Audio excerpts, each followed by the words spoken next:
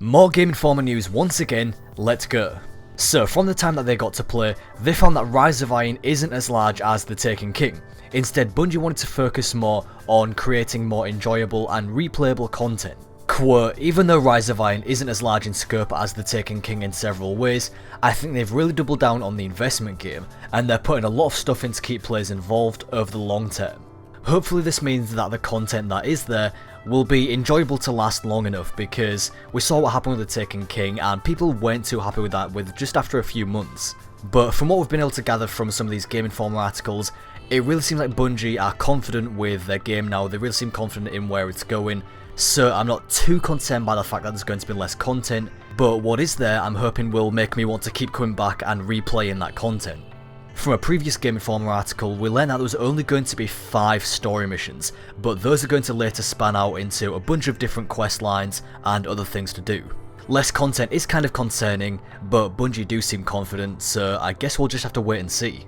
In a previous article, they did also hint at a big winter event that's going to be coming along with the Sparrow Racing League, so they do seem to have some smaller events planned after the release of the Rise of Iron. They even briefly mentioned in this article that there's going to be an area of Fellwinter Peak, the new social space, that is locked away for special events, so they do seem to have something else planned afterwards, not just the Festival of the Lost and Sparrow Racing League, as I said, some big winter event.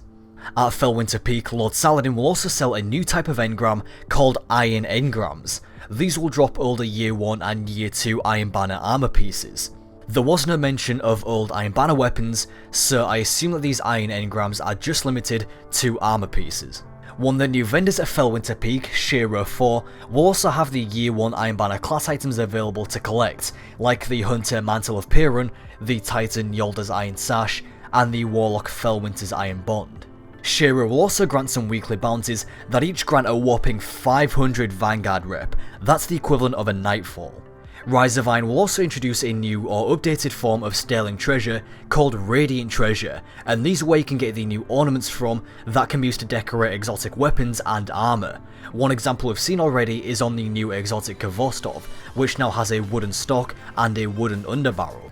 Game Informer said they also saw some ornaments available for the Xylo Supercell, Invective, Telesto, and the Mida Multitool, and there's probably going to be more as well. There's even going to be trial specific and raid specific ornaments as a reward for going flawless in the Trials of Osiris and completing the challenge modes in the new raid Wrath of the Machine. It's confirmed you'll be able to get Radiant Treasures from the Eververse, but we don't know if there'll be any other way of getting them. Hopefully Bungie will give us ways to receive some free treasures through other means like the current Sterling Treasures.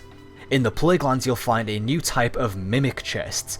These will look identical to regular chests, however they'll be trapped with mines and other bad stuff. There's some new public events in the Plaguelands, such as fighting fallen Splicer Walkers, and they also said they saw the Hive ambushing some Splicers, so it looks like the Hive will have a small presence in the Plaguelands. Similar to the calcified fragments introduced in The Taken King, there'll be something new to collect called Dormant Seaver Clusters, and some of these will be tied to the Yalahorn questline and your Iron Record Book completion.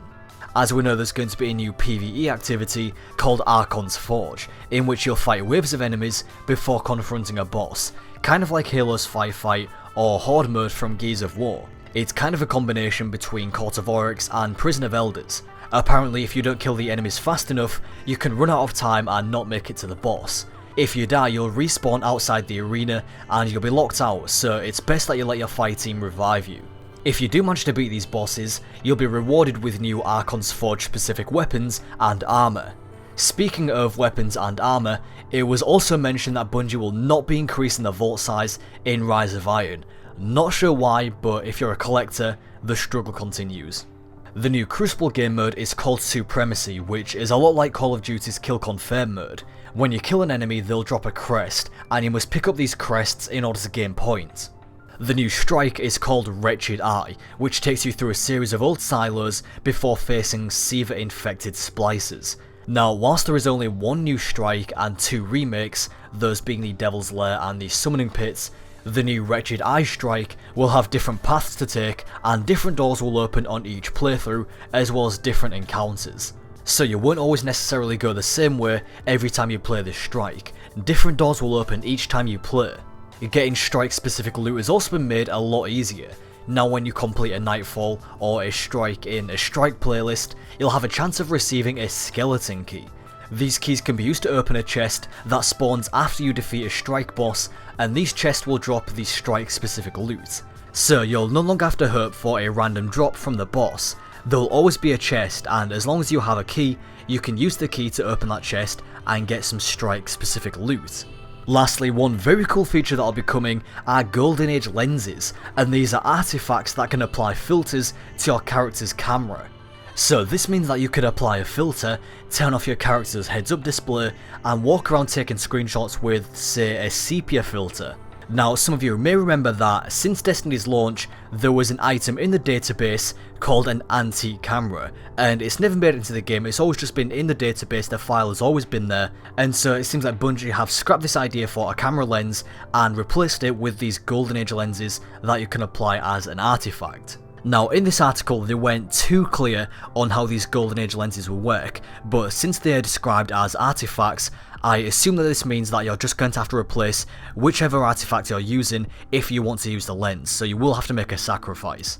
So that is all the information that we got from the latest Game Informer drop. Now, before I go, I would like to also mention that this time next week, I'm going to be in Germany for Gamescom. I'm going to be leaving on the 16th, and I'm going to be there for the Rise of Iron, and I'll be bringing you guys some new info and content, so stay tuned for that. So thank you very much for watching, I hope you enjoyed this video, and I'll talk to you next time.